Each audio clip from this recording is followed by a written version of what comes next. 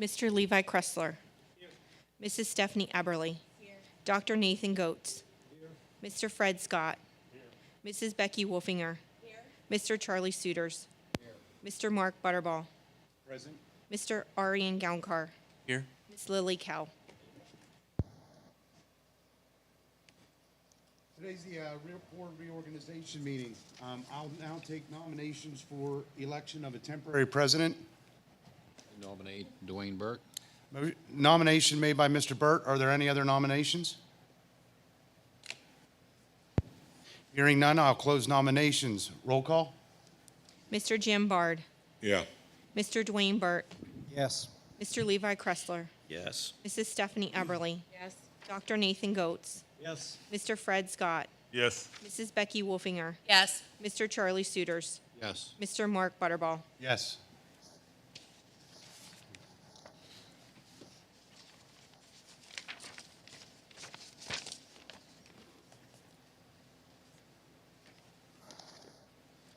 I will now open the floor for nominations for board president. Mr. President, I nominate Dr. Nathan Goetz for board president. Do we have a second? Second.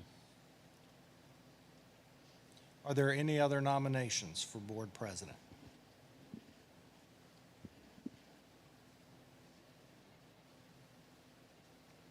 Hearing none, as only one person was nominated, we'll take a roll call vote for Nathan Goetz as board president.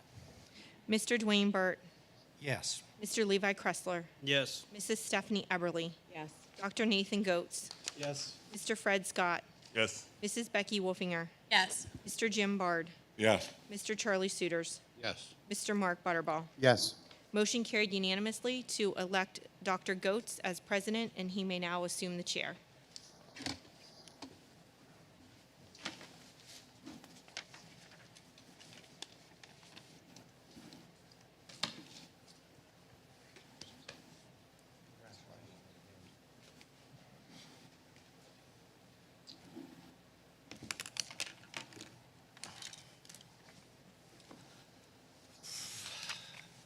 Fun bit of musical chairs. Thank you.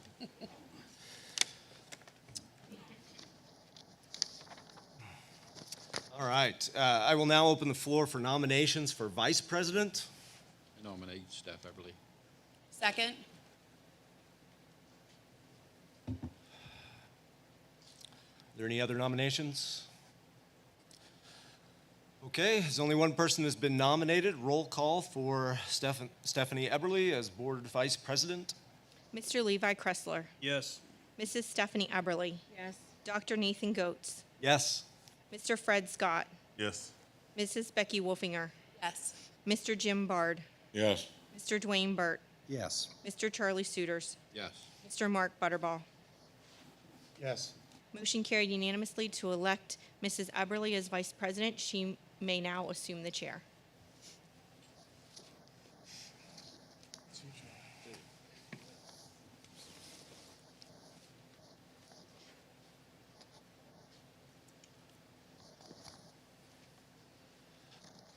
I'll now take a motion to adjourn the reorganization meeting. Motion to adjourn? Second. All right.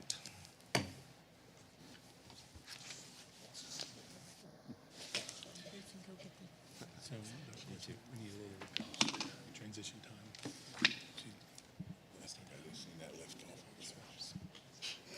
All right, hang on with us for a minute before we begin the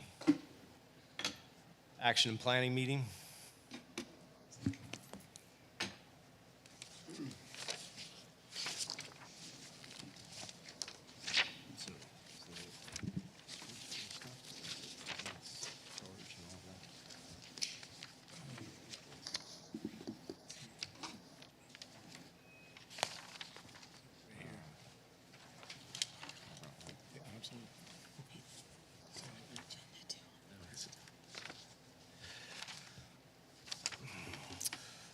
All right, now I'd like to call the meeting to order.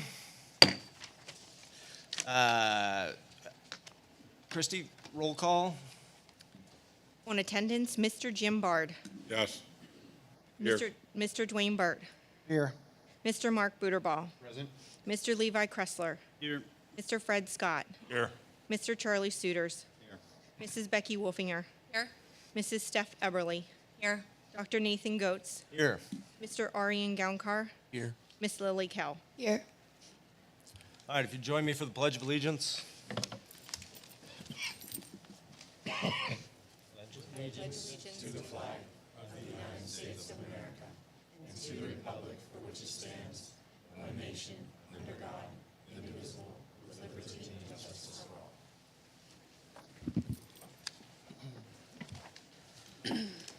All right, we'd now like to have a moment of silence. And if you would please remember Deborah Hellman, a 1972 graduate, passed away November 15th.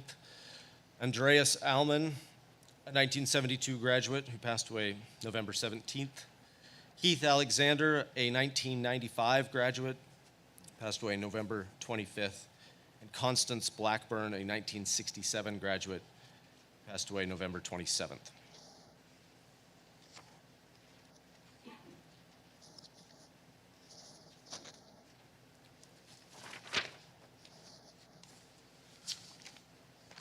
As we begin our deliberations this evening, let us once again be reminded of our duty to represent all of the children of this school community, regardless of age, sex, race, or creed, and regardless of need or ability.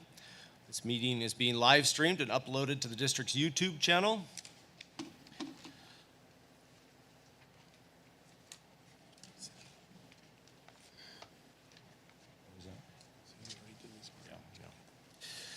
All right, and before we get started with the rest, we're going to have citizens' comments here for a minute, but I just wanted to take a moment to thank the rest of the board for their confidence in me and also in Mrs. Eberly.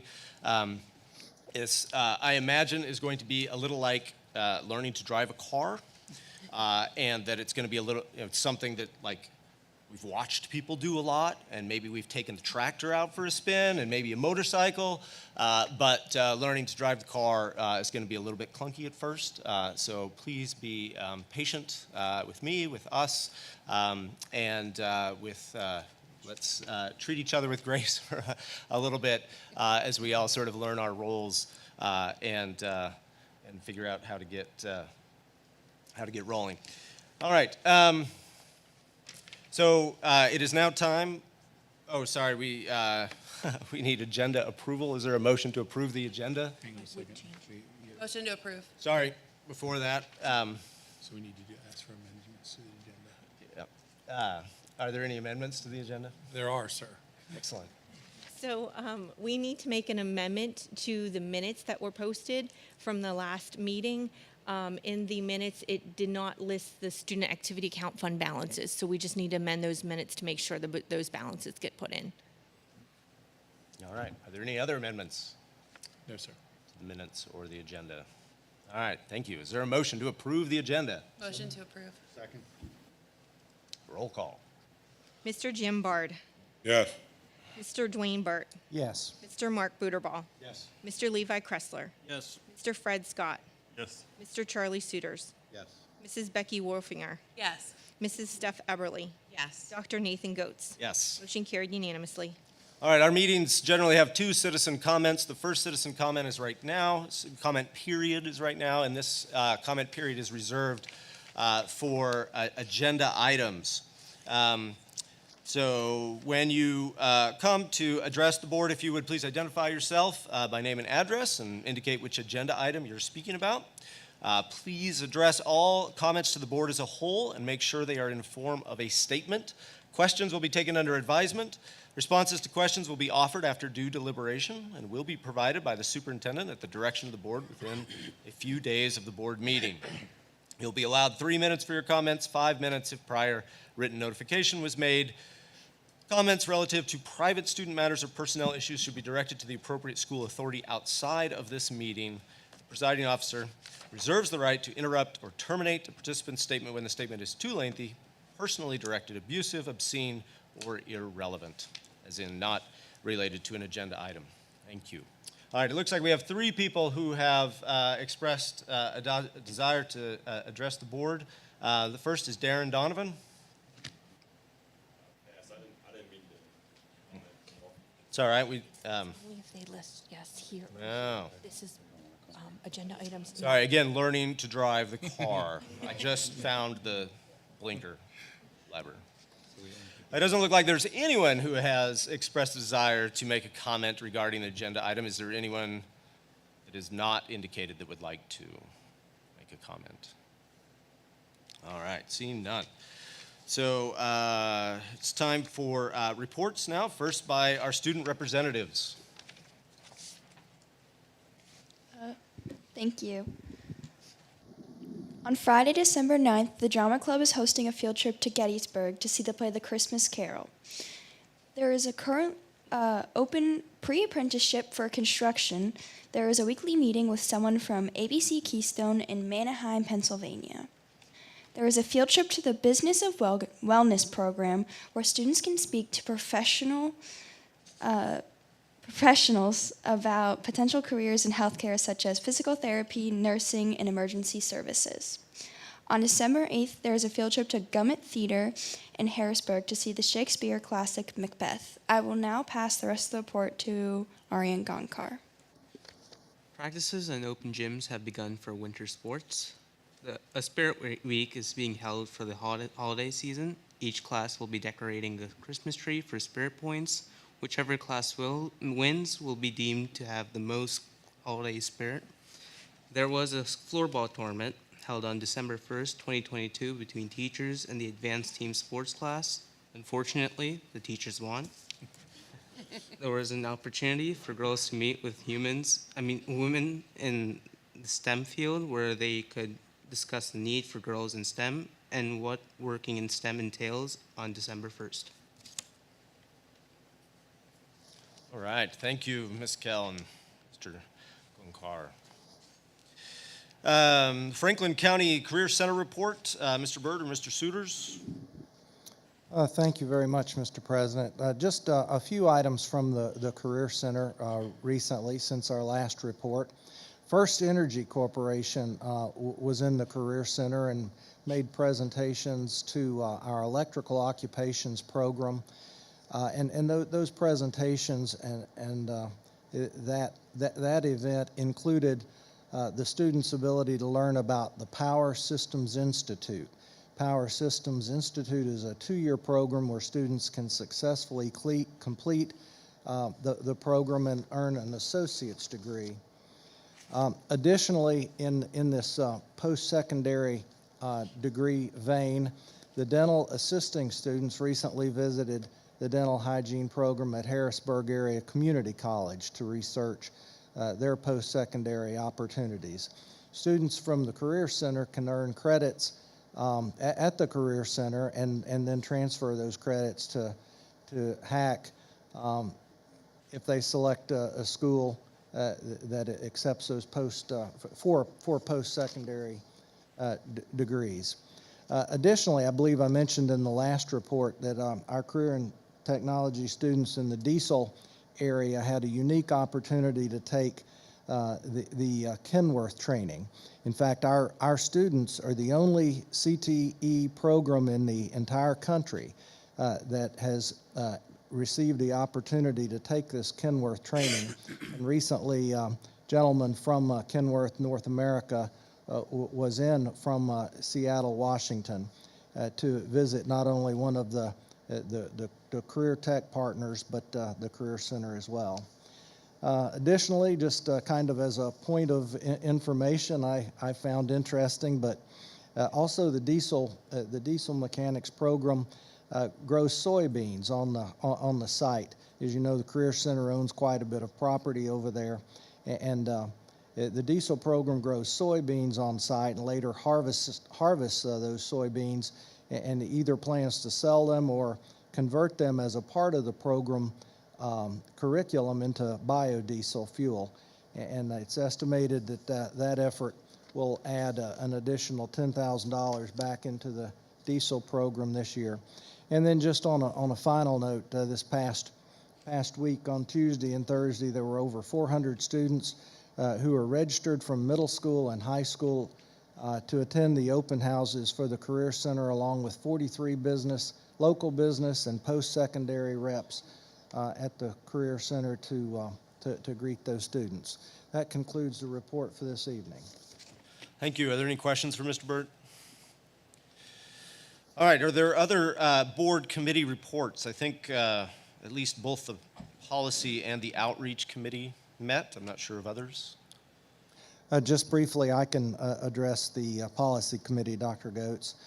We did meet last Monday, the policy committee. We met here, and we are recommending 5 policies come forward. You will find them in the discussion agenda, area 6E, and the plan there is for them to be reviewed by the entire board now in the first read, and then come back at the subsequent meeting for a second read. If there were any questions or whatever, or any detailed discussion, it certainly could be suggested that we would consider just sending those back to the policy committee for further consideration. Thank you. Thank you. I mean, as you pointed out, it's worth reminding our audience that the policy committee doesn't make policy. Policy committee reviews policy and then recommends policy to the full board for approval. So no policy goes into effect without the full board reviewing and voting on it. Did the outreach committee meet? We have, and actually, this evening on the agenda, you guys will find that the executive director position is finally there for all of you guys. I do want to extend a thank you to Philip Fag, Josh, and Monica, and all of the other Greyhound Foundation members for all of the hard work and time that everybody has put into making this position come to fruition. Our outreach committee members that include myself and Dwayne and Steph, I appreciate all of your time and attention to helping me see this position through along with the foundation. I believe this position has the potential to add the much needed funding for capital projects for the district and beyond. I think we all see the value in what is possible with this position. I can just tell you it's been a pleasure working with all of you guys on something that has a potential to really outlast all of us. And I think it's important for the community to understand and know that both the school district and the foundation are 100% committed to the success of this position. And I just hope that when we get to that portion of the agenda this evening, that all of the school board members would vote yes. Thank you. Appreciate that. Did any other did any other committees meet? The safety committee had Okay. had a meeting a couple of weeks. We're still waiting on the pricing for the cameras for around the school district. We haven't gotten the total pricing, so when we get the pricing, we'll bring it forward. Okay, thank you. All right, it's now time for the superintendent's report. Thank you, Dr. Goetz. Board members, you'll see the attached enrollment update. Enrollment continues to be high, and we remain above historical numbers to this time. Donation report, just want to acknowledge the generous folks that help support our students and our programs. American Legion Home Association 223, a $500 donation for the FFA use at the National Convention. Shetron Tire Service, $200 donation to support our Veterans Day program. McEnroy and Sheffer People's Trust, $500 donation to be used for interscholastic academic competitions. A donation in honor of Howard Reif by his cousins Cindy, Jeff, Mike, Wanda, and Donna, $125 towards the Shippensburg High School FFA. Endoco Inc., $341 donated to the middle school PBIS program. And 2 donations from the Kiwanis Club of Shippensburg, both for $540, one towards the intermediate school's book vending machine, and also towards the intermediate school facility dog program. At this point, we have a special guest and guests to honor and to thank for their commitment to our district. I'd like to call forth Dr. Cheryl Slattery from the foundation. I do. Thank you so much. So thank you.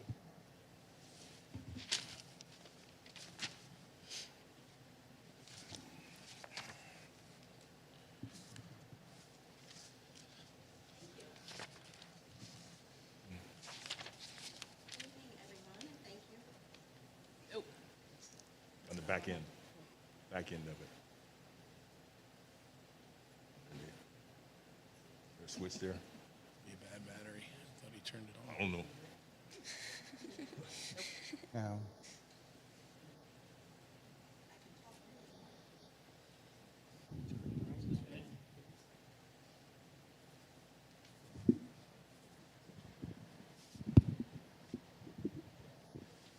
Right now? Oh! It's working now. Good evening, and thank you so much for having this opportunity for us. Tonight, the Greyhound Foundation will be awarding $8,000 for the Mary Jane Taylor Education Mini Grants Program. Mary Jane Taylor, a local and international education leader, was a teacher, a Head Start director, a principal, a research consultant for the United States Department of Education, and most importantly, she was a true advocate for high-quality educational experiences for all children. She also believes strongly in supporting those who work closely with our children, our teachers, counselors, instructional specialists, librarians, nurses. Mary Jane passed away in 2018, and we honor her memory through this program, which seeks to recognize innovative ideas that directly benefit children of the school district. Awards this year range from $400 to $1,000. Grant awards were competitive this year and were based on those proposals that best met the mission. I'm going to be reading the names of each recipient of an award, and if the recipient is in the audience, they're going to come forward to be recognized, and they will receive a certificate presented by my fellow trustees, Josh Deal and Philip Fegg. And all of the recipients work very closely with Joanne Nagley on making the connections for if they need to purchase something, or as you hear, there's a few things that they're not purchasing a thing, but they're actually going somewhere. They do all of that financial with Joanne Nagley, and they have this school year to spend that money. So here we go.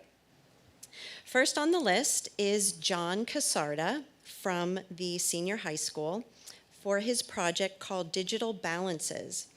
We are going to be purchasing 2 digital balance scales for use by chemistry, physics, environmental science, and forensics classes here at the high school. Mr. Casarda's award amount is $1,000. Is he here? Okay. We'll go next to Marcia Schmooze from the intermediate school. For her project, What the Heck is a Wreckin' Wreck? Marcia, did I say it right? I had to look it up. It's an abacus, isn't it? No. It's something like it, though. Similar to an abacus. Okay. Her project, What the Heck is a Wreckin' Wreck? We are going to provide individual Wreckin' Wrecks to kindergarten and first grade classrooms to help with structuring numbers. Congratulations, Marcia. Next is Beth Jones, also from the intermediate school. Her project, Celebrating a Range of Choices in Literature at the Intermediate School. She's going to encourage students to try new and different books from a range of new titles, as well as creating a culture of reading by sharing what they have been reading. And the amount of her award is $735.42. And I forgot to mention that Marcia's project is funded for $799.92. Is Beth Jones here? Okay. Okay. Next is Caitlin Kressler from the high school, and her project is called Pet in the Classroom, to improve social and emotional learning and behavior through caring for a class pet. Caitlin is going to be purchasing a class pet. Not to worry, it is a crested gecko. I know you were worried there. You were thinking, what is she going to purchase? And Caitlin's project is funded at $403.74. Next on the list is Chad Ship from the high school for food processors. We are going to purchase 4 quality food processors for use by students in all of the family and consumer science courses. The project funding for Mr. Ship is $759.96. Next is Matthew Renninger from the intermediate school, and his project is called 3D Printer and Engraver Projects. This is going to allow students to design and use an emerging technology to produce work outcomes, and Mr. Renninger's project is funded at $1,000. Congratulations, Mr. Renninger. Next is Terry Vitok from Grace B. Loors Elementary School. Her project, Computational Connections, using literature and concrete materials to build mathematical understanding. This is going to fund hands-on math learning materials, paired with high-engagement picture books to give elementary students concrete experiences and literary connections to develop their conceptual understanding of mathematics. And Ms. Vitok's project is funded at $619.02. Next is Eric Faust here at the high school for his project, Coffee Shop Upgrade. We are going to be upgrading the current coffee shop to make it more efficient for the students who work in it and more efficient for the high school students. Mr. Faust's project is funded at $600. Next is Amanda Kirkpatrick from the middle school. She is going on a gifted field trip for 7th and 8th grade gifted STEM students. This is going to provide an opportunity for 7th and 8th grade gifted students to apply their learning by attending a guided tour at the North Museum of Nature and Science and a hands-on workshop at Lancaster Science Factory. Ms. Kirkpatrick's project is funded at $410. Mrs. Emily Deal from Nancy Grayson, her project Dramatic Play in K, is going to provide meaningful learning experiences through dramatic play. And Mrs. Deal's project is funded at $523.64. And finally, we have Jennifer Deibler, grades 5 through 12, for her project Choral Masterclass. Her project is going to enable students to have the opportunity to perform a choral song for a music professional in a masterclass setting and to receive feedback and coaching on their performance and musical technique. The project, Choral Masterclass, is funded at $850 for a grand total of $7,701.70 for this year's Mary Jane Taylor Education Mini Grants. So thank you so much for your time, and congratulations to all the recipients. I would just like to thank the foundation for their generosity. They're incredible partners, and just point out, like, everything that you heard there was really about engaging our students and you know, connecting teachers' passions and things that they're interested in to items that really get our kids vested in their learning. So thank you for the teachers for your passion and identifying those things. Thank you for coming tonight. And we can't wait to hear how the kids do with those things. So thank you. So next up, board members, I want to do a brief presentation on a item that was tabled some time ago. I want to kind of give a 30,000-foot overview to kind of give everyone a clear understanding of what we're trying to achieve and why we're achieving it. So there were 3 items: Terrace Metrics, which Care Solace, and ESS Counseling Services that were previously on the agenda that I want to circle back to and give the board some information on. So I think it's important to understand what question, what problem are we attempting to improve? And I think the board should note that I didn't put solve there, I put improve. It's really about removing the barriers for our students and allowing them and our staff to engage. Engagement doesn't take place in a vacuum. When there are distractions or kids have unmet needs, it's much more difficult for them to learn. The other part or thing that we're attempting to improve is our system for supports for students, to allow them to get those needs met in a systemic way, that we can both kind of check progress, but also look to flesh out, to allow individual students to thrive in their setting. And then the last thing that we're attempting to improve is when there are a lot of kids who don't have needs met, that impacts the culture and climate of individual buildings. Our goal is to meet as many of those needs as is reasonable for a school district to do with limited resources, so that those climates and cultures improve as students are able to focus on their learning. There's a saying called Maslow before Bloom. Maslow was a guy that talked about needs. If a child comes to school hungry, they're not going to be able to focus and learn. Obviously, humans have a variety of needs. Some of those are wellness or mental health needs. If those aren't met, it's the same thing. Bloom was the researcher who talked about the different levels of intellectual tasks. So we can't get to those things without meeting or helping students to meet those needs. So I wanted to kind of do a 30,000 look view. Anytime a school is addressing something, this is the lens and the model that we use. And it's called MTSS, which is Educationese for multiple tiered systems of support. And it's a really kind of useful framework to kind of think about how we address things like behavior, academics, and in this case, well-being. So there's really three tiers that we look at. The green, as it states there, is what we call the core. So those are things that all students get. For example, PBIS, regular school discipline, those fall under behavior. For academics, we have our core curriculum that our teachers deliver every day. All students get that. When we move up through the tiers, that would be when we have things like targeted interventions. Now, in order to get those targeted interventions, we, in the core, often use what's known as a universal screener. So when it comes to reading or math, our teachers administer universal screenings to see who we might have to give extra attention to. That's a core element of the core tier 1 in this system.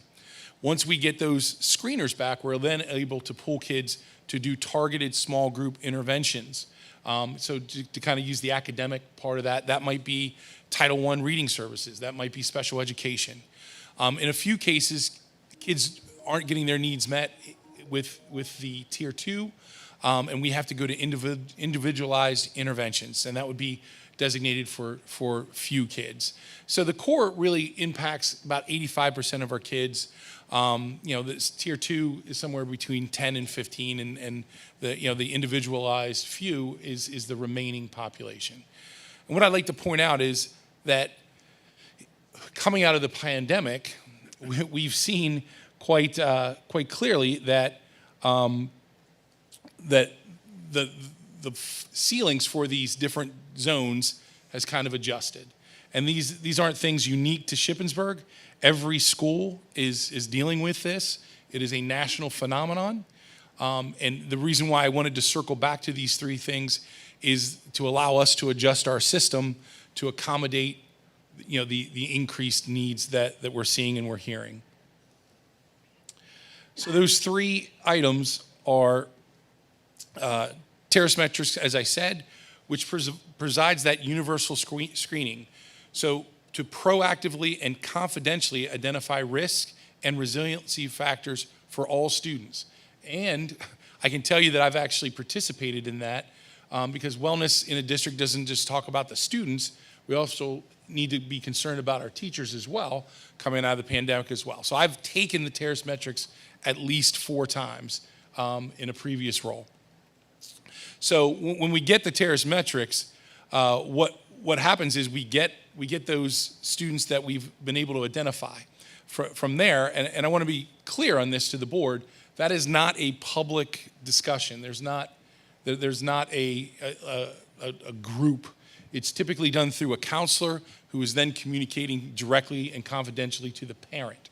The parent at this point, if we decide to go with Terrace Metrics, would have the option to not participate at any point, and they have the option to not take to take that information and not do anything with it. The Care Solace is what I would call the now what. So it's not enough to identify that there's a need if there's not the ability to get some support for that student. And in often cases, that support is not going to be something that the school provides.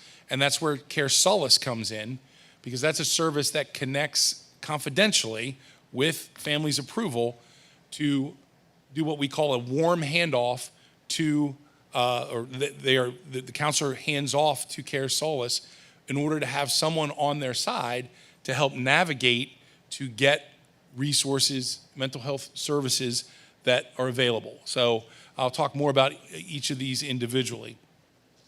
And the last one is kind of its own, is what we call ESS services. So this would be a tier 2 intervention, and would impact some students, those that we not necessarily identify through Terrace Metrics, but who we know need some extra support.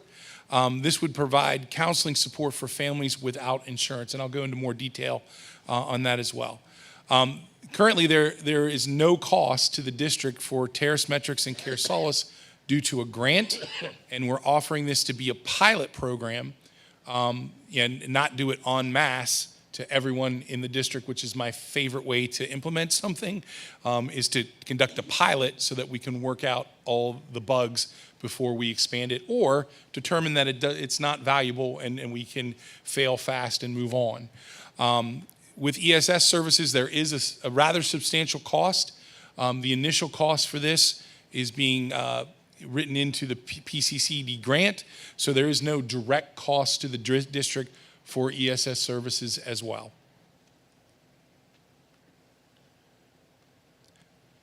So I wanted to give some context without killing you with data. So I kind of cherry picked some things that I thought kind of express the need that we have. As you can see from the CDC data from March, there's a lot of students who are dealing with persistent sadness or hopelessness. That impacts us directly in the classroom. Back to that Maslow versus Bloom. More specific to us, there's something called the Pennsylvania Youth Survey that is given. We get detailed information, and that survey is very, very in-depth and asks a lot of questions of our students. But we don't get specific data on how an individual answered. It's merely a snapshot of the entire grade level. That data came back showing us to be a little bit higher than what the CDC reported. We already do allow counseling to happen at the high school through a service called ALIF. ALIF, basically we provide space for them to meet with our students, and it's what is known as an insurance-based counseling service. So that would be, in a perfect world, somebody that Terrace Metrics identified perhaps, and Care Solace was allowed or able to find a connection for that to happen in our school. I ran some numbers. I asked our pupil services folks just about numbers of an access, that kind of I think cements what we're talking about. Currently, as of November, 116 students utilizing those services in school with 6 clinicians. You can see a year ago that number was significantly lower, and looking at trends, I didn't put May of 2023 there, but if you extrapolate those numbers, you can see that we're expecting the need to be even greater. Also, I put down lived expectations because we get reports from our teachers and our administrators that some students are struggling and continue to struggle. So hopefully that gives some context to what the need is. So Terrace Metrics in a little more detail. We're looking to pilot this screener in grades 4, 7, and 9 around their positive school experiences and some other specific areas. It currently, the amendment that was tabled was for an opt-in approach. My recommendation is that we do an opt-out approach. The value of Terrace Metrics, to my mind, is that last block, is that it gives us longitudinal system-level data on our specific kids that we can then use to plan and measure if we're improving or not improving outcomes for our students in these areas. It's not it's a screener, so it's not an in-depth, long survey. It's 15 to 20 minutes. Like I said, I've taken it 4 times in my career. It doesn't take that long. And as I alluded to, this is direct counselor, parent to parent and guardian communication. There's a small group that is interacting with that data to get it to the parents to allow them to have a decision point about what they want to do. As I said, the individual data is confidential, and the systems data allows us to look longitudinal. The implementation of this, we're not going to move forward without our counselors being trained and them feeling comfortable. The benefit of a pilot is that, and learned experiences from other districts, is that we're able to chunk how many students we're giving this to on a schedule so that our counselors aren't overwhelmed. The key to the Terrace Metrics is when it's administered, you get the information very quickly, and we have a certain window to be able to get to parents with that information. So we don't want to overwhelm our counselors, so we need to be strategic and have them at the table to plan out how to roll that out. I've talked to our department head in the counseling department and assured her that they would be at the table and we would make this pilot manageable for them as well. So as I alluded to, Care Solace is the now what? It's basically a concierge service. If you've ever tried to navigate finding health care, any healthcare system, there are lots of barriers, and it's easy for parents to throw their hands up in frustration, not complete forms, or not know where resources are. So this is a knowledgeable person. Care Solace works on their behalf to help them navigate the system, get the paperwork done, find the right provider that matches either their insurance or no insurance. We don't live in an area that has a ton of mental health resources, so it is critical that, in my opinion, that parents are assisted in this.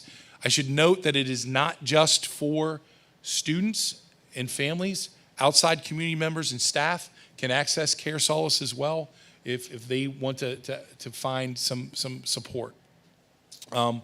The district's part of this is that warm handoff. Once we've identified, contacted parents, gotten approval that they want to participate and are looking for services, we then activate Care Solace and they take it from there.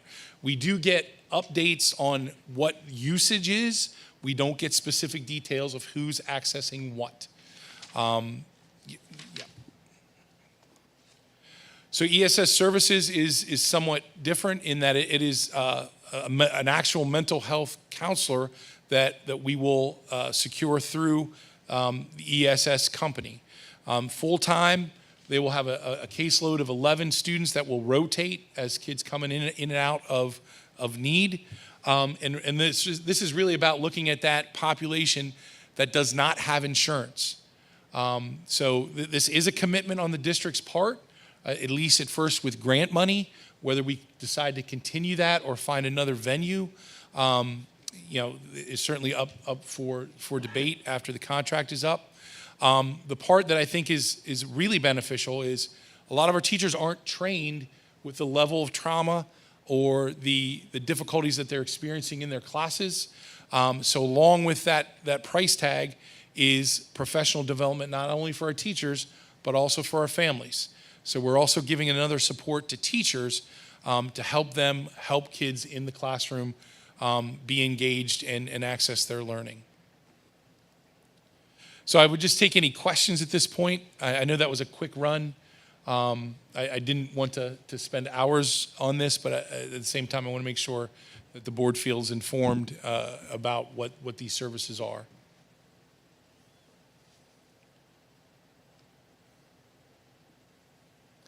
Mr. August, could we just go back to the previous slide and just speak a moment about the cost? I see the cost in 22, 23, and then I see the cost. Is that the difference in the grant money? No, sir. Staffing this is going to be a challenge for ESS. That number, I believe, is for a February 1st start.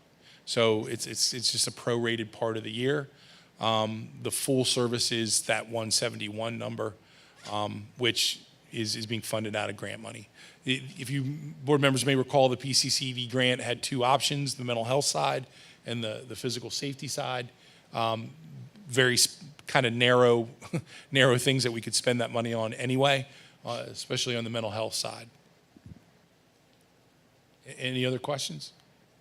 So originally, the plan was to only roll this out to fourth grade, I believe, originally. Am I correct, Sherry? For Terrace Metrics, Yes. it was going to be 4, 6, and 9 because those were the transition grades. I thought they And were after only going to start the conversa- first round in fourth grade, though. First round's going to be the beginning. We're going to do them first. Okay. But we're still going to do all 3 grades. Just fourth grade's going to be the first grade since hopefully. Right, we would that anticipate still less. be the plan, to Yes. do one grade? So we want to make this as palatable as possible for our counselors. My experience in another district was that it was sort of an all hands on deck. Now they didn't do it really smart out of the way. They did everybody at the same time, and that was bad. Pulling additional resources to whatever building is or grade level is going seems to make sense in order to lighten that load for that building counselor. But to your point, I fully intend to have counselors at the table to map that out so it is workable for them. Well, I think that's some of my concern, and has been some of my concern, is that we're starting it in one building. And I know in the original plan, there was going to be kind of a team, that would be activated. Once the survey was done, they would have 24 hours to kind of make all the contacts with the parents and arrange everything that needed to have happen. My concern is that if we're pulling our counselors from, let's say, the high school or the middle school, and we know or should know as a board that those schools are having many incidences going on every week, that we really need to have all hands on deck already at those 2 schools in particular. When we're pulling resources out of those schools, I know of an incident that happened last week where a counselor had to kind of jump in the middle of a situation. When we're removing those resources from the schools to kind of go over to another school, what happens then? So, counselors are out, at different things for different times. I think that's part of the implementation plan is to consider that. Mm-hmm. It's not necessarily, when I said all hands on deck, maybe I overstated. We need to get sufficient resources to the place doing it, and we've got to structure it and chunk it so it's not overwhelming. And we may be, I think if my memory serves, like 19% of kids, in a normal year get flagged for services. Big Spring did it in the middle of the pandemic, so it was more like 38%. So, and they did everyone at the same time. So chunking that grade and doing this, in blocks and not all at once, I think, after talking to the counselors, we can manage it and it's not going to be overwhelming. Yeah. So, I just think there needs to be a more in-depth look at what the jobs are that we're paying our already existing staff, to do, the counselors, let's say as an example. I know when we did the Lunch and Learn, Mr. Lindemuth had said, I had asked the question, how often do you get to meet with the students in the building, right, one-on-one? And he said he hasn't done that in years. And I think that we need to take a really in-depth look at what we currently have in place that's not being utilized and maximized 100%. You know, he should be talking with those students. I don't disagree at all. I think we need to do a deep dive before we add one more layer that we might not be able to manage because we're not even managing the layers we already have in existence. I hope that makes sense. I think the other piece and concern that I have, you know, being a mom with kids in the school district is that, you know, I want to be included in this process in a meaningful way. And I think that, you know, having teenagers myself, which, oh my goodness, knowing some of the struggles that they have, you know, with social media and with phones and all the whole 9 yards, I think that we need to involve the parents in this process in a way that we can help to teach them, you know, what to look for from a mental health standpoint, because I know myself, you know, I talk to my kids, like I have conversations with them, but I know there's many kids in our district that don't have that interaction going on in the household. And maybe it's just, maybe some parents don't know what to look for. What are the signs that they should be looking for? So you know, in terms of thinking systemically, that's where ESS could come in with that professional development and training for families. You know, you know, we're coming at a complex problem from a number of different directions. Not that we can stretch everything to solve every problem, but we can definitely do that, you know, if we decide to move forward with ESS services. Thank you. So I guess, just, you know, if a question, concern versus some of these options is our students have already taken the PACE survey. We have the data back to support that. We know that 51% of our students have identified to feeling sad or depressed. Like, what has the district done with that information versus doing another survey to now put a name to that? And I'm afraid that the students who maybe it's been shared that some of those numbers are maybe false positives of kids like, oh yeah, I did that, because they didn't want to be left out, and now your student's name is going to be attached. And are they going to be truthful, or again, are they going to be reluctant? Like, So the PACE survey goes through all districts, and you know, I think the kids who are going to not do that accurately exist in every school. So I think that might be baked into the data a little bit. You know, if you ask what we're doing with the PACE data, I think this is kind of the answer is, you know, we without getting that universal screener to find out, you know, so this would be like getting the PACE would be like getting PSSA scores back that only talks about the percentages of kids who have passed and failed and improved, or, you know, or in each category. You know, without more specific data, you know, there are things that we can do. We can look at curriculum, we can change some things, but it's really about getting to that tier 2 and that target that allows us to make progress with those kids when we get the individual data back. You know, so yeah, to answer your question, I think, you know, this is the direction, is to get to those kids and offer the services that we can, understanding that other parts of the system can absolutely be looked at and improved as well. I'm not saying this is the end all be all. It is not.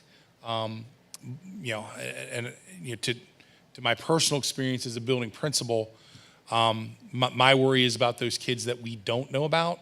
When it comes to behaviors and academics, that gets shown easy. They tell us who they are.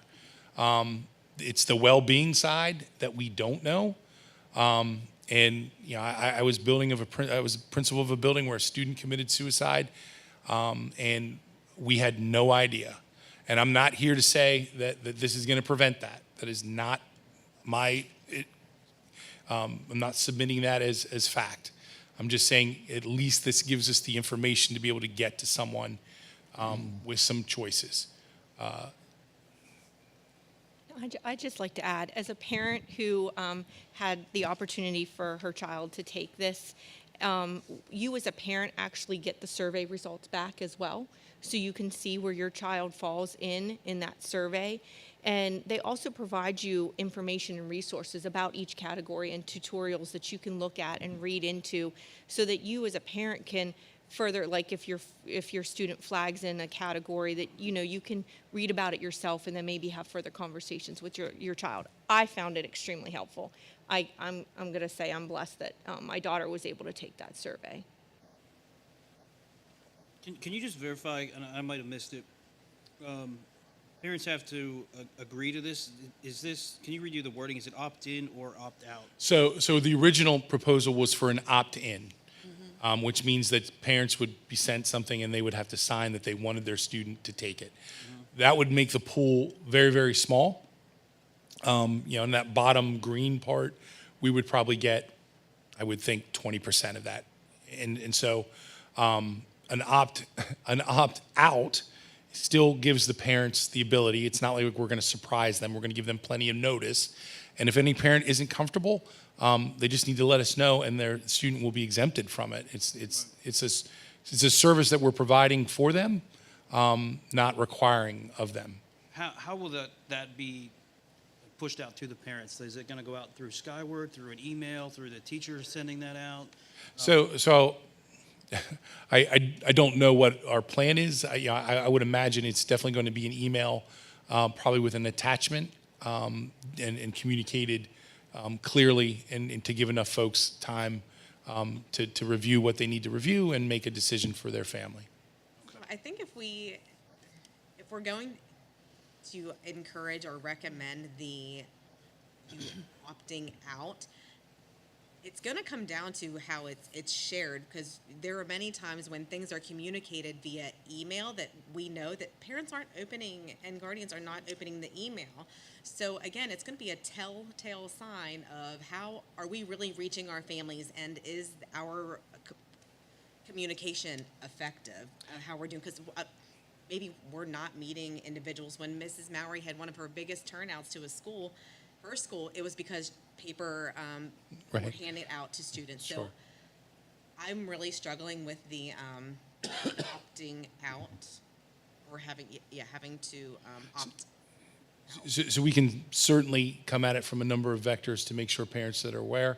I mean, even if we need to do I think the most effective way is a global connect, a Sky Alert, saying, hey, this is coming home, please be on the lookout for it, opt out if you want.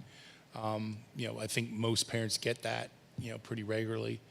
To my mind, and I don't want someone's child taking something that they don't want to take, so I think it's on us for transparency and trust purposes to over communicate what we're doing and to give them all the options to make that decision for their families. So, this is truly, a partnership with the families.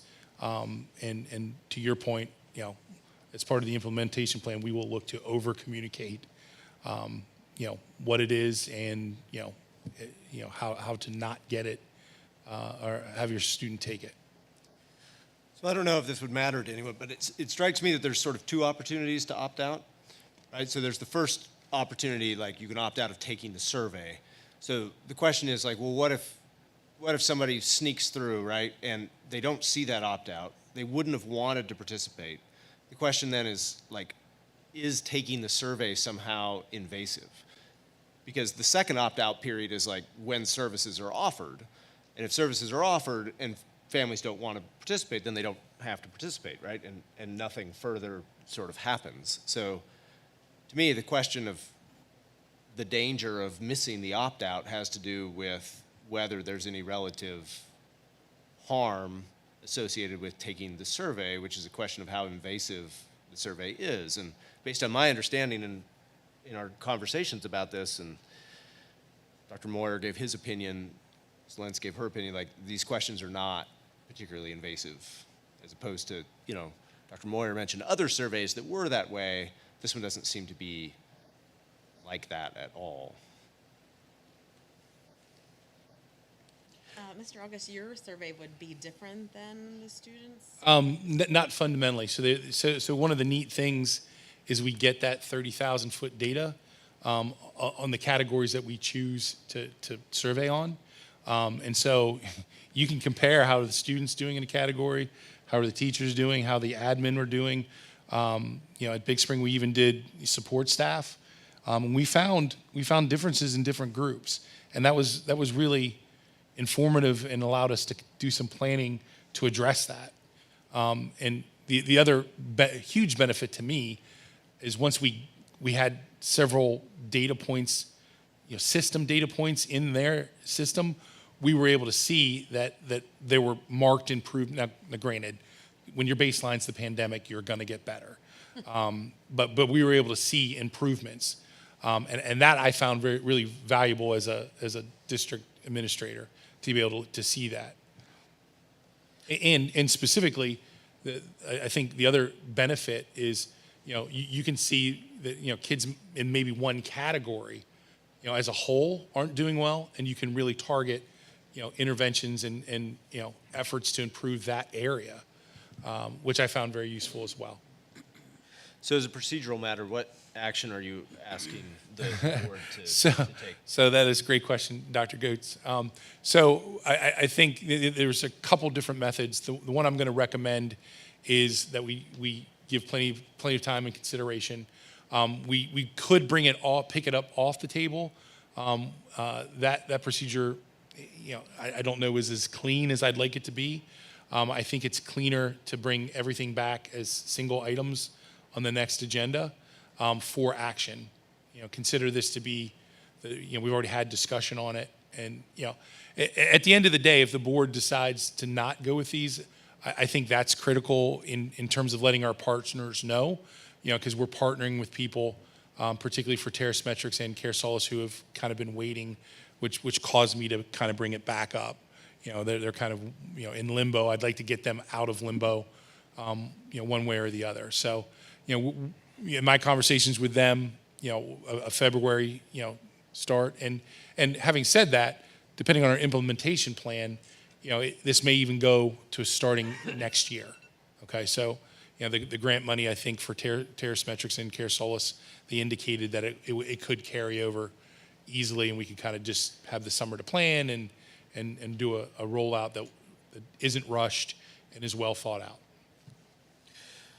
So on the issue of tabling, I had to look at my cheat sheet. We're all learning together. But so I'm just going to read this bit from my parliamentary procedure sort of cheat sheet. As I said, it says a motion laid on the table can be taken up again at any time during the same session or the next, but it dies if not taken up prior to the end of the next session. So I think that means that we would have to have a sort of new agenda item, because I think this was discussed a couple of meetings ago, and so it's sort of done. But besides that, I think you're recommending something slightly different than the previous motion anyway, so to bring it back from the table, it would require some Right. change as well. So Right. I think that probably the smartest procedural move, if you want to move forward with this, is to put it on the action agenda, because I agree, I think we have had ample time to discuss, but bring it on the action agenda for the next meeting, unless there are any objections to that procedure. Okay, so we'll do that for the next board meeting. They'll be on as 3 separate items, so if there's a part you don't like. I would just put a caveat on, though. Care Solace is not as beneficial without Terrace Metrics. So it's still beneficial, but it's really kind of a package deal to get the most effectiveness. Thank you, sir. All right, I believe that ends. Is that? It is, sir. And thank you for that. And I just wanted to back up a minute because I didn't really have a chance to say anything, but I just want to really thank all of those involved in the mini grant selection, and also offer congratulations on behalf of the board to all the recipients. So grateful for these kinds of programs and for the generosity and for the creativity demonstrated by our teachers and folks who applied for these grants. Thank you. All right, so past practice with our consent agenda is that sort of go through all of the points and kind of read an abbreviated version of each of these points, and then if any board member wants to take any of these separately, then we can do that, and then entertain a motion for those to take collectively. So here goes. So on the consent agenda, item 4A, approval of the minutes from our last board meeting. 4B, Finance is our finance report. Item 4C is personnel, and there's a number of things here. So first, in the administration category, administration recommends the approval of the following FMLA qualifying leave request from Lauren Zima Engro, Supervisor of Special Education, from January 4th through January 15th. In professional staff, administration recommends the approval of the following resignation. Alexis King, our life support teacher, effective January 11th. Administration recommends the approval of the following professional staff transfer. Gina C. Baldoni, a Sam's 6th grade language arts teacher, presently to Sam's 7th grade language arts, effective January 3rd. Administration recommends the approval of the following resignations. Natasha M. Cover, cashier kitchen helper at Grace B. Lures, and Swarup A. Patel, technology specialist at Shippensburg Area School District, effective December 13th. And Diane Noggle, kitchen supervisor at Nancy Grayson Elementary School, effective December 22nd. Administration recommends the approval of the following transfer. Amanda Strickler, part-time custodian at the high school, to full-time custodian at the high school. Administration recommends the approval of the following support staff employees who have successfully completed the 60-day probationary period and achieved regular employment status. Carolyn Friend, classroom assistant at James Byrd, and Deanna Rand, LPN at Grace B. Lures. Administration recommends the approval of the following appointments. Jessica Renshaw, kitchen helper, Shippensburg Area Intermediate School, and Cameron Smith, full-time custodian, Shippensburg Area Middle School. Supplemental staff administration recommends the following resignation. Cole Pearson, high school assistant stage manager and AV coordinator, effective retroactive to May 25th of this year. Administration recommends approval of the following ESSER's after-school programming appointment. All teachers will be paid $33.86 per hour of instruction. Teachers receive 30 minutes of planning time for every 60 minutes of teaching. Corey Kaufman at the intermediate school for that ESSER's after-school programming appointment. Administration recommends the approval of the following transfer. Colin Taylor, middle school boys JV basketball coach, to high school boys JV assistant basketball coach at a supplemental salary of $3,232, effective retroactive to November 22nd. Administration recommends the approval of the following new mentors for the 2022-2023 school year. Jesse Holler, mentor for William D. Hopkins. Jonathan Marshall, mentor for Cameron Tinner. And Chad Ship, mentor for Casey Chamberlain. Administration recommends approval of the following volunteer coach. Sean Hess, high school wrestling. Vincent Reed, middle school boys basketball. Administration recommends the approval of the following position volunteers per policy. Thelma Dickerson, Rosa Emanado, she's gonna be mad at me for saying her name wrong. Heidi Geyer, Jonathan Triplett. All right, item 4D is athletic program feasibility study, permitting basic design services and proposal. I suspect that we're going to be talking about that some more, so I'm not going to read the lengthy description of that one. Do you want me to do that now? Well, let's wait to see if Okay. a member wants to take it separately, and we'll Okay. discuss it then. Executive Director for Shippensburg Area School District and the Greyhound Foundation. This was mentioned earlier. The Community Outreach Committee and Administration recommends entering into a 50-50 partnership with the Greyhound Foundation to form an Executive Director position, pending completion of a job description and definition of salary and benefits. Time split for the position will be 50-50, and the cost for the position will be 70% for the district, 30% to the Greyhound Foundation. Item 4F, request for early graduation by a student. Item 4G, letter of agreement for student assistance program services. Administration recommends approving the letter of agreement between Penn State Health Holy Spirit Medical Center on behalf of its Teen Line program. Agreement with Cumberland, Perry, et cetera, et cetera. Item 4H, memorandum of understanding between Penn's Youth Initiative Incorporated and Shippensburg Area School District. Administration requests partner with Penn's Youth Initiative to teach 2 lessons on social media literacy for 7th graders. Item 4I, benefit design specialists, Incorporated Life and Limited Insurance renewal. Administration recommends renewing the agreement with Guardian Life Insurance Company for the district's life and long-term disability insurance benefits. Item 4J, request to form a craft club. Administration recommends the approval of the request submitted by Jeannie Coons, teacher at the high school. Item 4K, agreement with New Story for special education services. New Story Schools operates a private licensed school in Carlisle, PA. New Story provides intensive academic and behavioral interventions for special education students. The proposed agreement is for 1 student for the current school year. And that is it. All right. Would any board member like to take any of these items separately? I'd like to take E separately, please. Okay, so 4E will be taken separately, 4D. and 4D. Any others? All right, is there a motion to approve items 4A through 4C and items 4F through 4K? So moved. Second. Any discussion? These items? All right, roll call, please. Mr. Dwayne Burke. Yes. Mr. Mark Buterbaugh. Yes. Mr. Levi Kressler. Yes. Mr. Fred Scott. Yes. Mr. Charlie Suiters. Yes. Mrs. Becky Wolfinger. Yes. Mr. Jim Bard.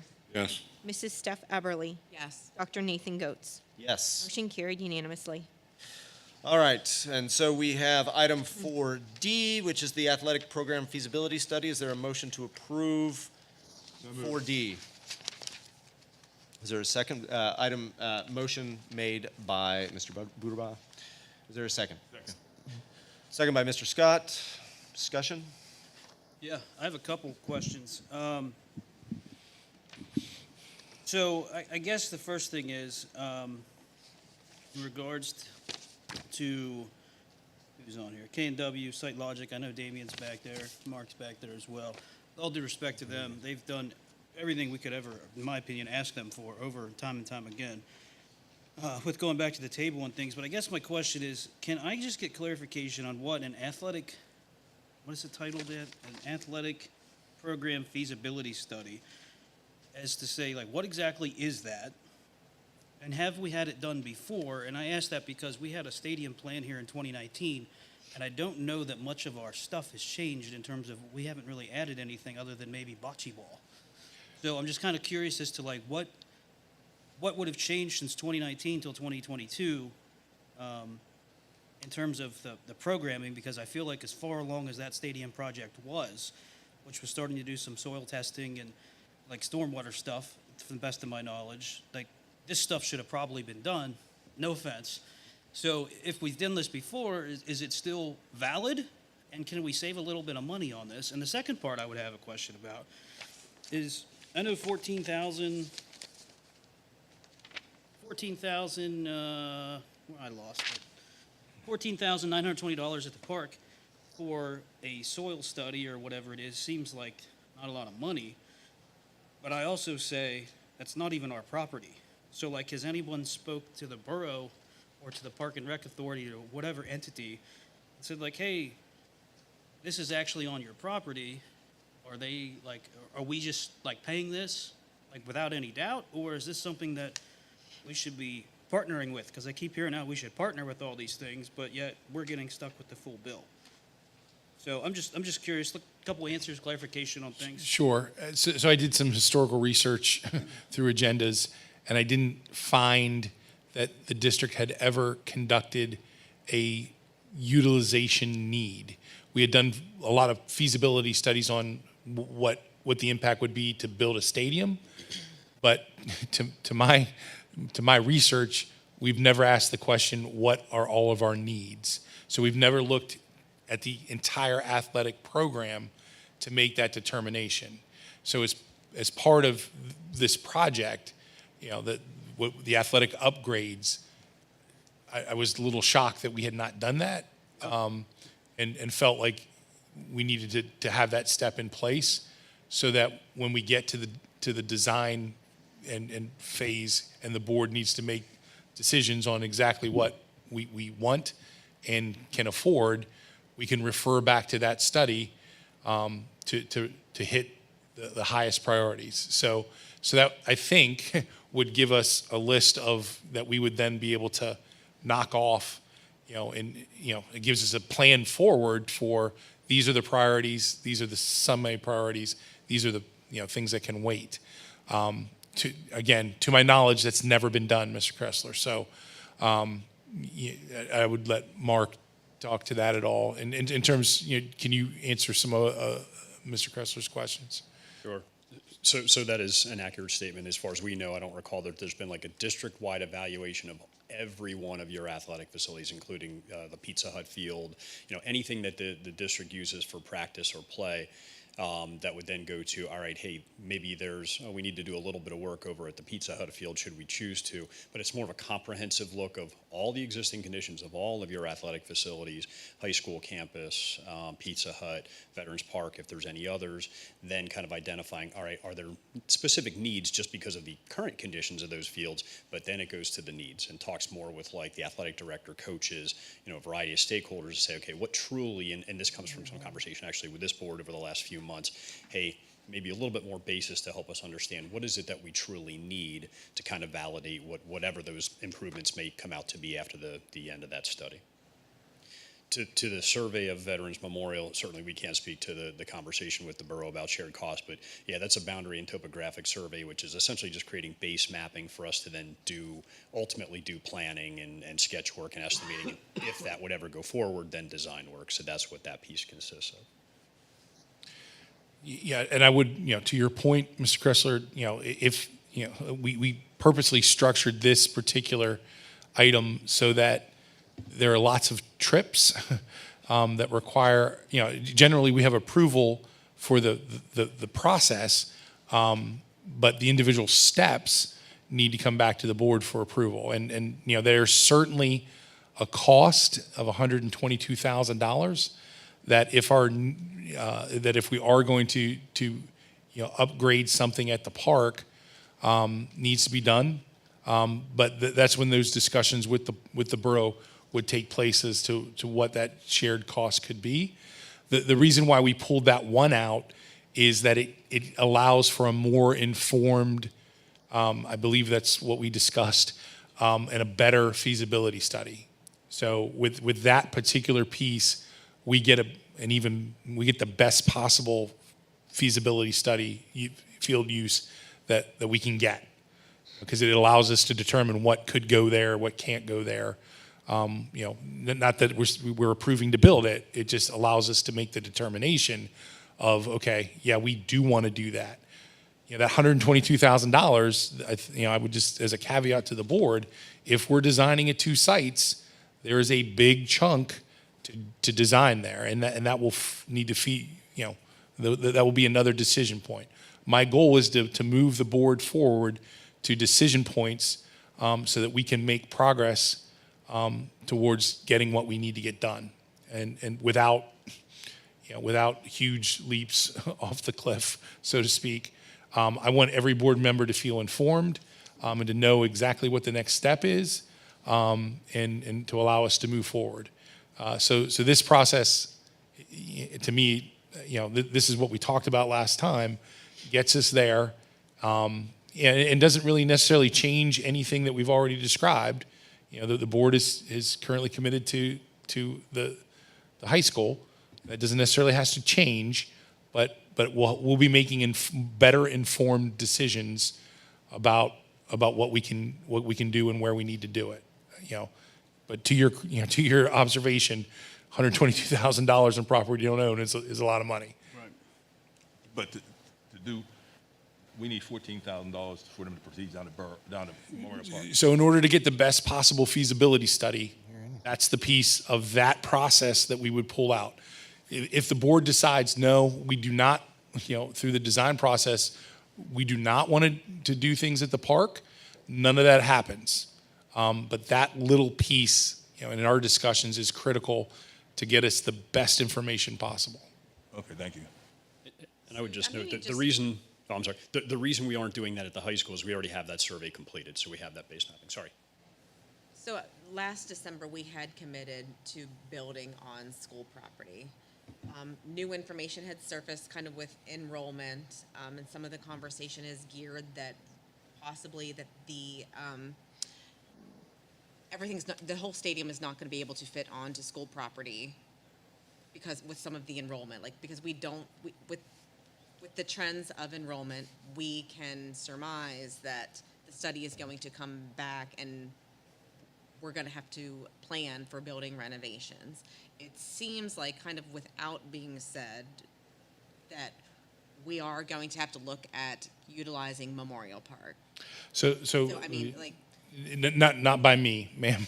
So I'm just trying to get information to the board. And I think several members asked for, what possibilities exist. The ideas around 2 turf fields and, are things I've heard. None of that happens without the board's approval. My goal was to get the facilities committee, when we have this information and we're ready to sit down to look at options and make recommendations to the board. So I don't want anyone to surmise that I'm recommending one over the other. We're currently slated, based on the vote at the high school. The design is going to tell us, and we've already done the work for a stadium at the high school. We have that information. It's just going to be a matter of what else needs to be done where, okay?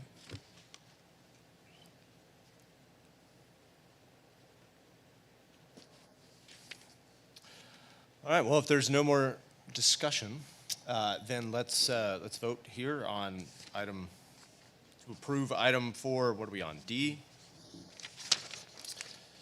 Roll call? Mr. Mark Buterball. Yes. Mr. Levi Kressler. Yes. Mr. Fred Scott. Yes. Mr. Charlie Suiters. Yes. Mrs. Becky Wolfinger. Yes. Mr. Jim Bard. Yes. Mr. Dwayne Burt. Yes. Mrs. Stephanie Eberly. Yes. Dr. Nathan Goetz. Yes. Motion carried unanimously. All right, item 4E has to do with the executive director for Shippensburg Area School District and the Greyhound Foundation. Is there a motion to approve item 4E? Dwayne Burt, move approval. Is there a second? Second. All right, Mr. Burt with the motion. Mrs. Wolfinger with the second. Thank you. Any discussion? No. All right, roll call. Mr. Levi Kressler. Yes. Mr. Fred Scott. Yes. Mr. Charlie Suiters. Mrs. Becky Wolfinger. Yes. Mr. Jim Bard. Yes. Mr. Dwayne Burt. Yes. Mr. Mark Buterball. Yes.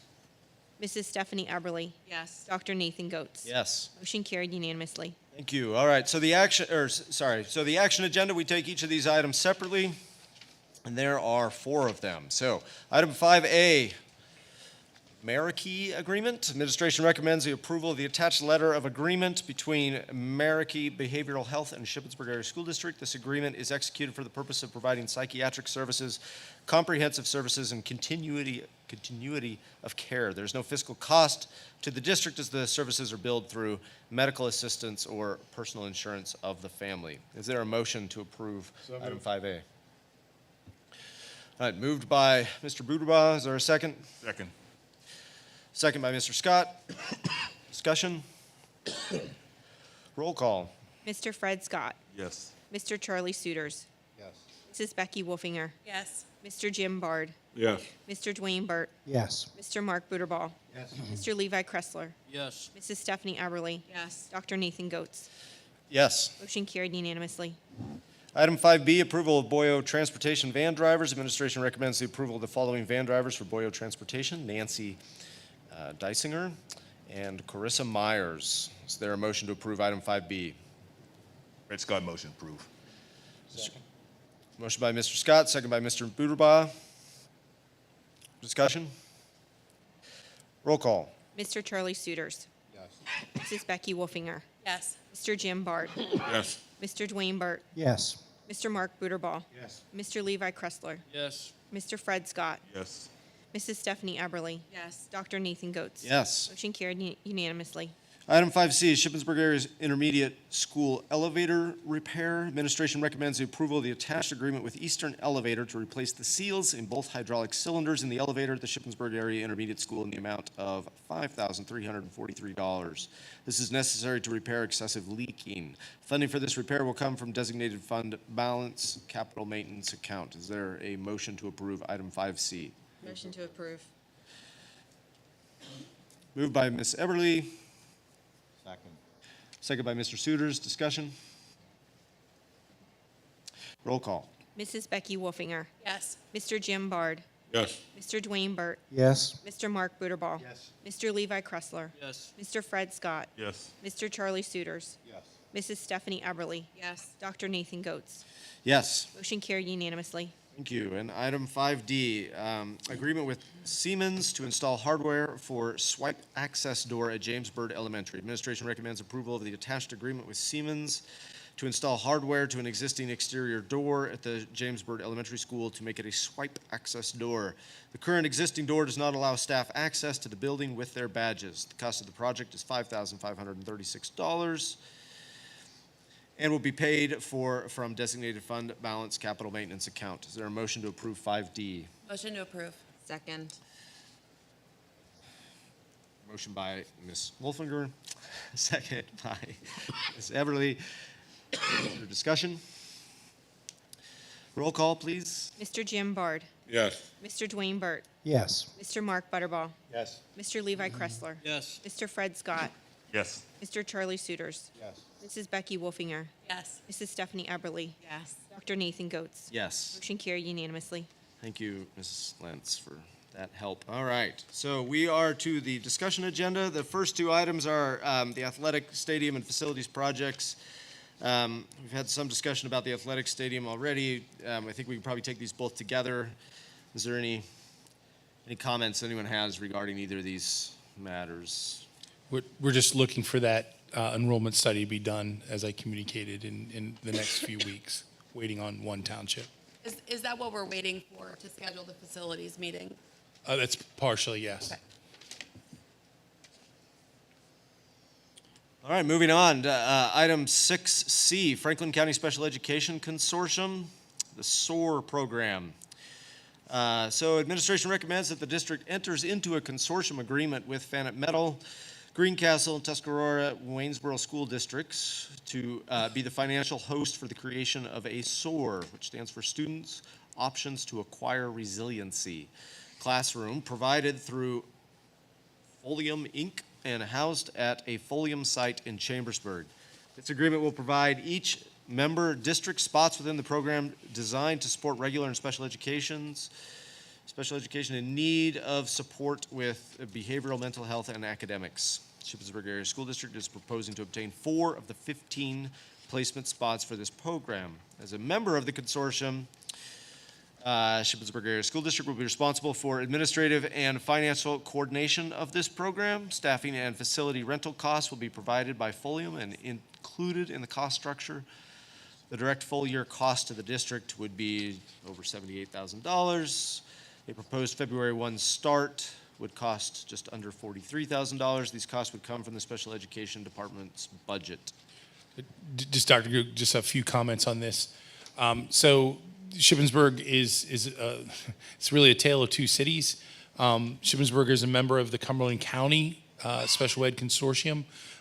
That is a group of districts that work together to cut costs and provide services, often in conjunction and sometimes in competition with the IU. And that group functions really, really well. We do not have a similar body in Franklin County. So this is the first step in creating that.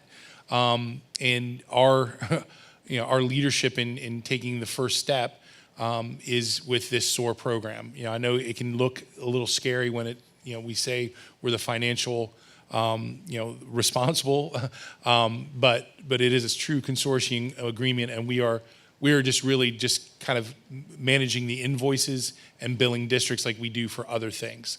In the attached agreement, the Stockton leader is reviewing this MOU.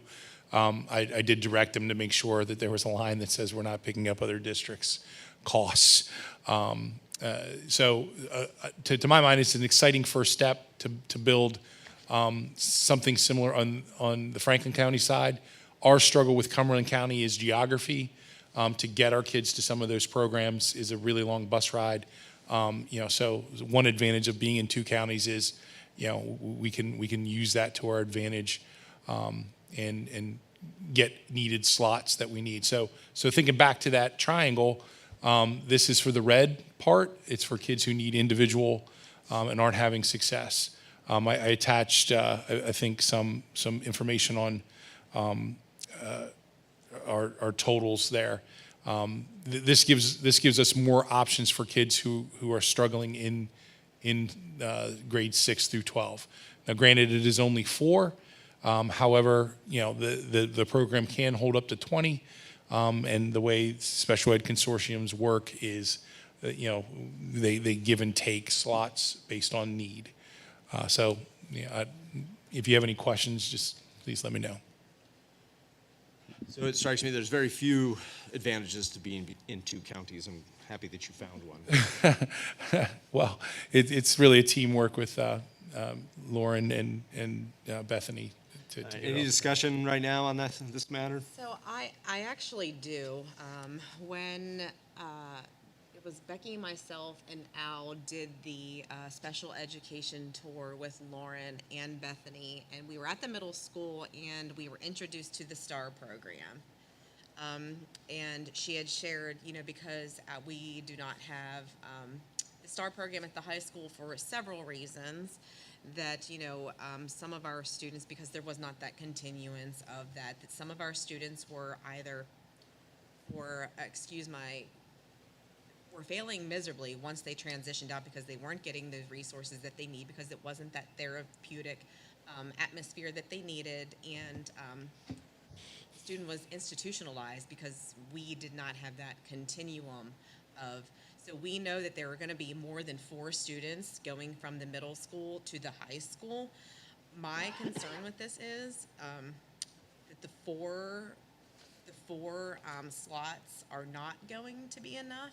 It's a great start, and knowing that with this cost, $78,000 looks like a lot of money, but literally at the middle school level, you can fund that program with a teacher and an aide in there for that. I know, we're looking at partnerships, and we have an alternative high school at the university. I would also like to see the efficacy of that alt school, knowing that some of the severe needs that we have, and a lot of our like the Yellow Breeches, River Rock, you have to be like a special education student versus this program, you do not. And they can go the whole year versus that 45 days, and then they need to be sent back. We have some needs, but to see, can we get more slots, and can we get that program here, knowing that we have it at the middle school? It seems silly to not try to look into having that at the high school to support the students. So to answer your question, absolutely to all of that. Right now the biggest challenge is space, where to put that program. I should point out that the staffing at SOAR, it contains a certified teacher or pre-certified, a therapist, a behavior coach, and an instructional assistant. So definitely, I would say a step up from what we're providing in the STAR program. And to kind of what I was speaking to earlier, we have to look at that system and see where the holes are. and build it out where it makes sense. So we have options for kids within our budget, what we can support fiscally and with facilities to get kids what they need when they're coming to school. So yeah, absolutely. It doesn't make sense that it's in one building and not another. But it's really a function of those facilities. So as facilities break out and we solve some of those facility issues, there's potential for that, for us to then start asking those questions as space becomes available. The program, like I've seen it work. It's an amazing program at the middle school. I would love to see, even if we can partner and to find space, even if it's not right here on our campus, to see is there something that we can do to replicate that. I complete agreement with you. Any other comments on item 6D? All right. Oh, sorry, that was 6C. 6D, request to purchase new Greyhound swimming diving record board. Administration's requesting approval of the request by the Sashus Athletic Committee to replace 2 record boards in the high school pool area with 1 new Greyhound swimming and diving record board. Rather than I read the rest of this, I believe Mr. Hess has some information. He could pitch it for us better than I can in just reading this text. Thank you. I'm here tonight on behalf of the Greyhound Foundation's Athletic Committee.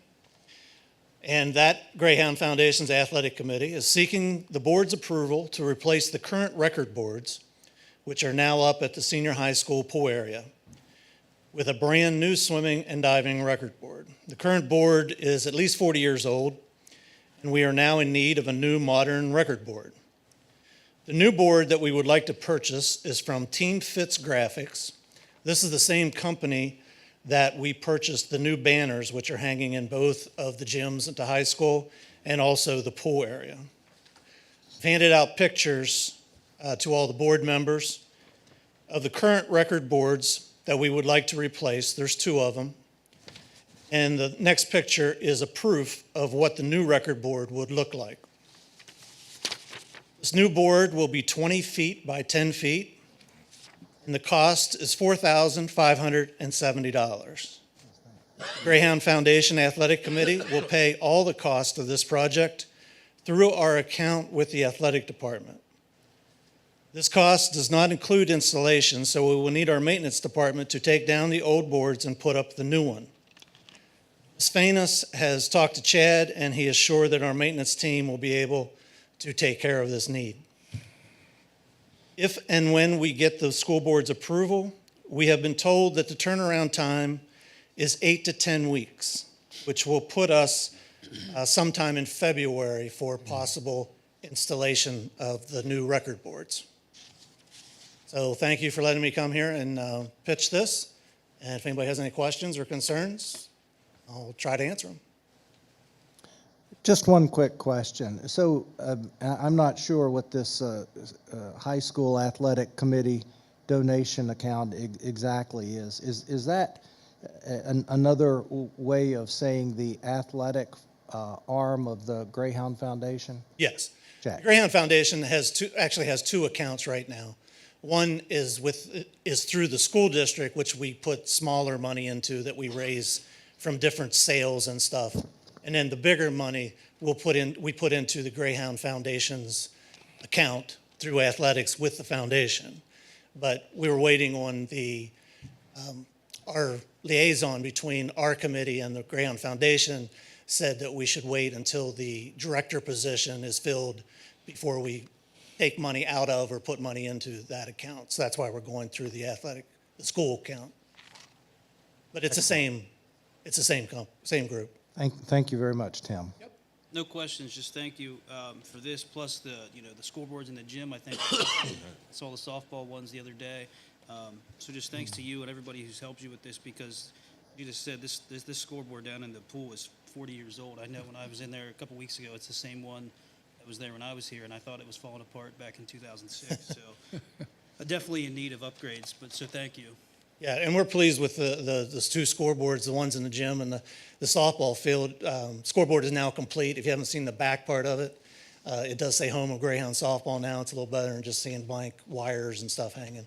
So we're really pleased with those two additions, and hopefully we'll be able to get this one up too. Thank you. So far, I think we've seen evidence of three, ways in which the Greyhound Foundation has been helping the district, and we've been partnering together to the benefit of the district and the students, and that's awesome to see. All right, the final item on the discussion agenda is the policy discussion. There are five policies on the agenda for first read. These, unless something comes up, these will appear on the next meeting's agenda for approval. Is there any questions or concerns about any of these five policy updates and/or new policies? Can I see the one above? Let me come down a little. Up. No, up where had discrimination. 103. Policy 103. Yeah. You want me to pull it up?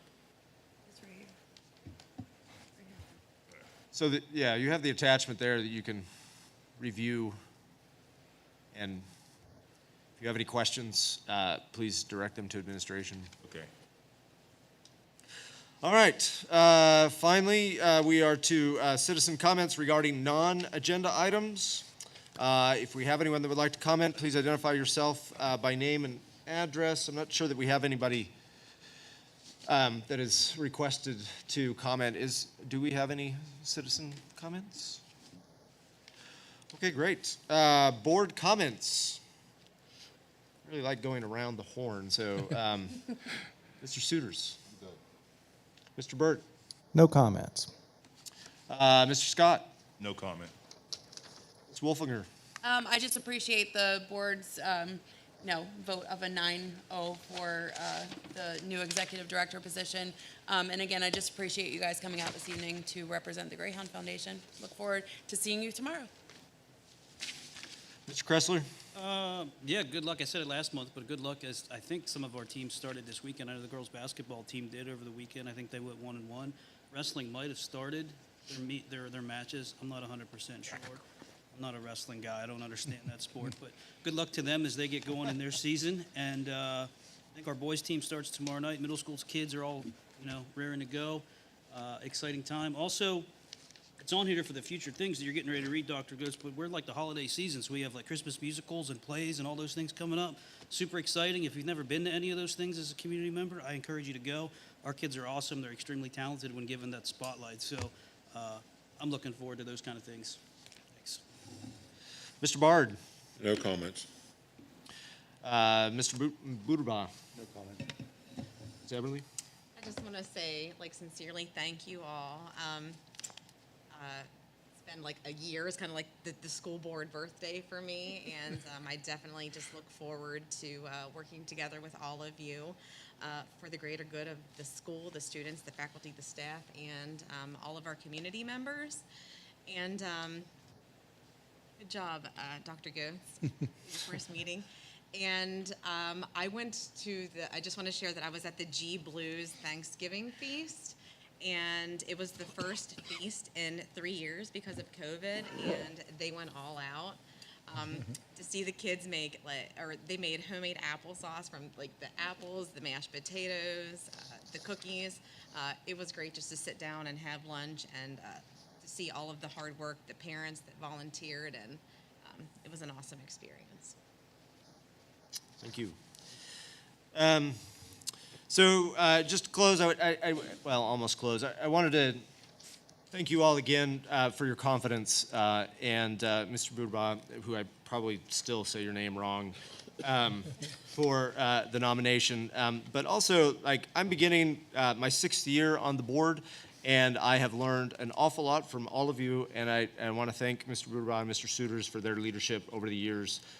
You've taught me an incredible amount, and you've helped us move forward, and I appreciate that, and I'm sure that on procedural matters and other sorts of things, we'll be reaching out to ask questions and seek advice, so appreciate that. Thank you. All right, date savers. There are several. I recommend you find the agenda for the dates, but I'll read them quickly.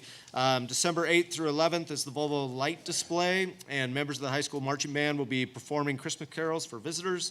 December 22nd, 2-hour early dismissal for winter break. Winter break is December 23rd through the 30th, and the district will be closed those days.